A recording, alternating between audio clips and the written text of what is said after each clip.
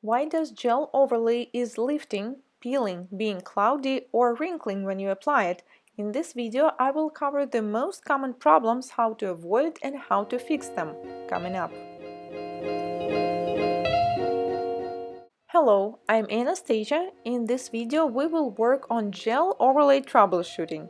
Recently, I made a poll in my Instagram stories and figured out that majority is struggling with color application near the cuticle. The secret here has nothing to do with the color application itself. It's all about prep and cuticle care. If the cuticle is not clean and you can still see some dead tissue spreading across the nail plate, it will be impossible to apply the color close to the cuticle and without making a mess. If it's all nice and clean, then color application will be a piece of cake, and you will be able to apply the color closer to the cuticle. Same thing with the sidewalls, they always should be clean. Next mistake is like a little sister of the previous one, flooding the cuticles.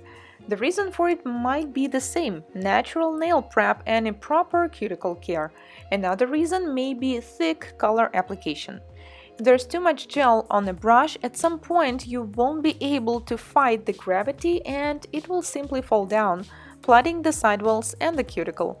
The solution to this problem is choosing good quality colors that can be easily applied with one thin coat, so you won't need to apply it thicker or with multiple layers. If you would like to check out some of my personal color recommendations, use the links below, but keep in mind that every single color might work differently. One more reason is thick sidewalls. When you apply gel on the nail, it looks perfect, but once you let your client cure it in the lamp, sidewalls immediately smudge. This is what I do to overcome that problem, mostly on myself. But honestly, sometimes I use it with my clients too. Set a plastic clip so it will hold these knotty sidewalls there for you. Next mistake is gel peeling on the free edge. Normally, it should not happen at all, even if the overlay is like 5 weeks old. If it happened, you need to check if any of the following may apply. If nails are naturally brittle or peeling, or it may be the result of improper product removal. Regardless of why it happened, it is better to file the nails short, so these layers that have already peeled will not cause the product to lift from them. Second reason is under-cured product. Usually it happens when the lamp you're using doesn't have enough power to cure the product, or the layer was extremely thick so the UV light cannot fully penetrate through it, especially when working with dark colors such as black. So make sure that the lamp has enough power, usually at least 36 watts. If using UV light, you need to replace the bulbs every 3 to 6 months. Do not apply too much color and always check if your client is holding her hand straight all the way into the lamp. This is very common for thumbs when it is not fully cured because the client was simply not holding it properly in the lamp or not deep enough. Next reason for product peeling is nail prep. Once you file and shape the nails, take a look at the free edge. I'm quite sure that you're not doing this after filing off the length. But I noticed that it is quite a common problem. After shaping the nail, you need to use buffer to soften the corners and the free edge line. It should be smooth without any sharp edges or corners. If the nails are medium or long, do not forget to apply dehydrator not only on the top but also underneath the nail. This is where all the dirt and contaminants go and hide from us. Use non-acid primer for better adhesion. Apply it only on the free edge. Next mistake is cloudy color. No matter how hard you try, the color is always uneven. You can see the marbles and empty spots. Usually it is the poor quality of the color, or if you haven't used it for a while, the color pigment could simply separate from other components. If it happened, carefully roll the bottle between your palms. Do not shake it too much to avoid bubbles. Another reason for cloudy color might be the application, and I will show you how to do it properly in a few seconds. Next one is uneven surface. You are doing your best, but as the result, you don't see these gorgeous nails with perfect lighting reflection in it. Instead, we have all these bumps and dips. First thing is base coat application. It should be perfect and smooth. If the base was not applied evenly, the color won't be either. It always takes the shape of the previous layer.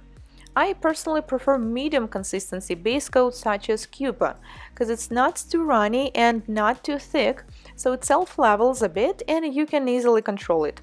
By the way, I have a separate video on base coat application, check it out if you have struggles with it. When applying color gel, I've noticed another mistake that my students do so often. First, they take a color drop and then push it to the cuticle. Then they simply stretch the color holding the brush the same way. And here's what happens. We have too much color near the cuticles and empty spots in the middle. Here's how you should do it instead.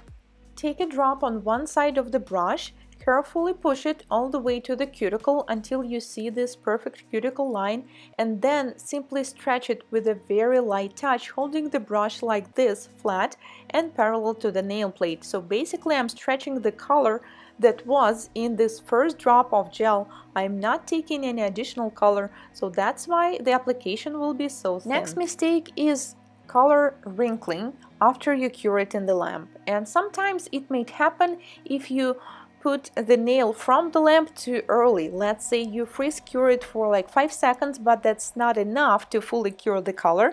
So what happened is the top layer was lightly cured, but everything that is underneath it is still wet, and this is what we get in the end.